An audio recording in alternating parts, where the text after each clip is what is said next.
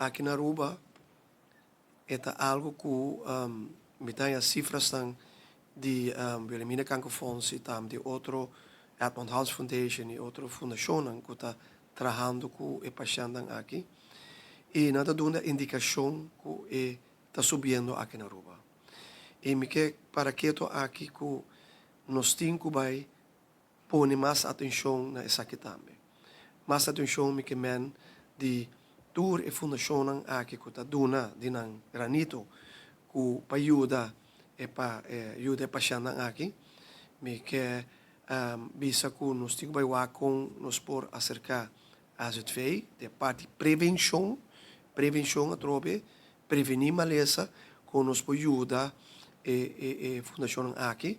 E me saco Stichting ABO está fazendo tremendo trabalho aqui na Aruba, uma que tour e cliente de caso que paciente está chamar de caso três câncer de câncer de pecho, câncer de tripa e câncer de boca de matriz e nanan me quer bisa que está indo de bom caminho e me quer para também outra fundação que também de caso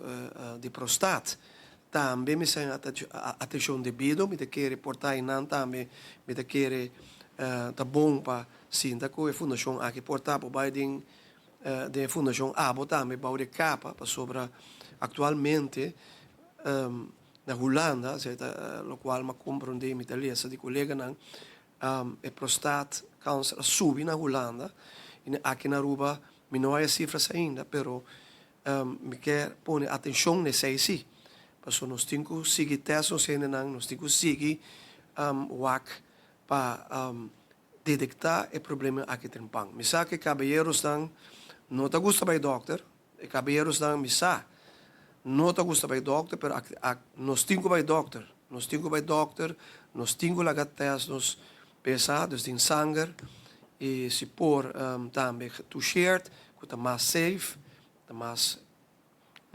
não está sentindo mais ligeiro, pero nos caballeros me te pedem por favor, faça cita com o doctor de casa, vai fazer o teste, vai botar no tempo, porque se botar no tempo, pode estar roupa, problema não para cubo maleza aqui.